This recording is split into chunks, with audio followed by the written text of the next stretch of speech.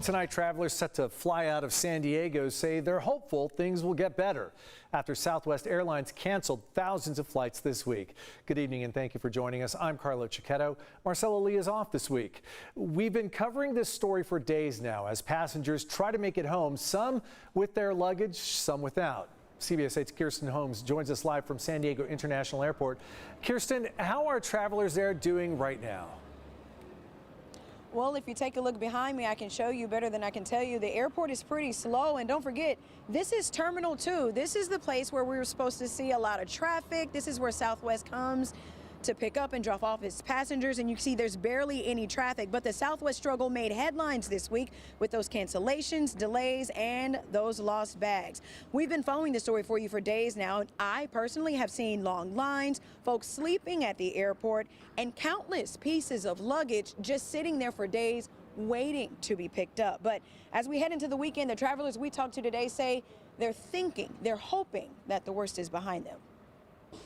Our job is to help support our tenants and the people coming through our airport. We were prepared, and we're happy to see things getting back to somewhat normal situation. That's Nicole Hall from San Diego International Airport. She says the airport itself was ready for the holidays, and once the Southwest debacle ensued, they stayed at the ready. So our job here through all of this has been able to support Southwest, to help people get reunited with their luggage and to continue their journey.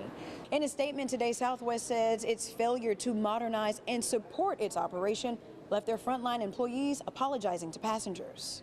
That's what we should be focusing on, not the people who are taking care of our bags and people who are giving us our little waters on our flight. Eric Lee says he was hesitant flying after seeing all of the news coverage from other Southwest passengers. Is this goodbye forever for my things, my property? Is this going to be it? That didn't end up happening. So I guess it's more of an organizational problem, and all the workers that we interacted with were doing their best. I was boasting about all the Southwest perks, and this happens. Ambika Gupta says she's a faithful Southwest Airlines passenger. After this week's meltdown, Ambika says Southwest passengers deserve something to right this wrong after she lost a day and a half trying to get home. Especially if I think they couldn't get onto a flight.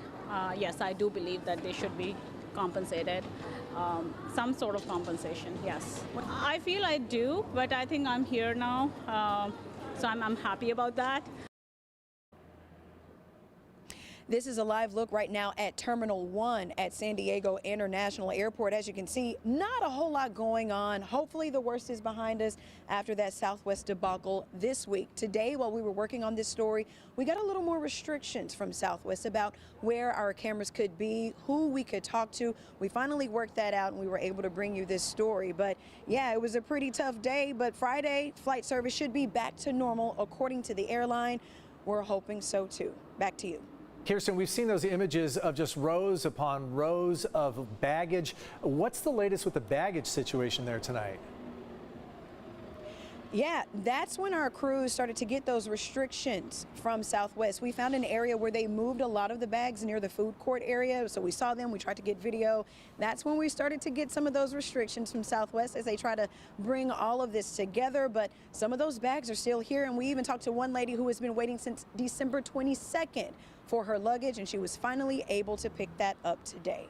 Oh my, that is a long wait. Kirsten Holmes reporting live from San Diego International. Thanks, Kirsten.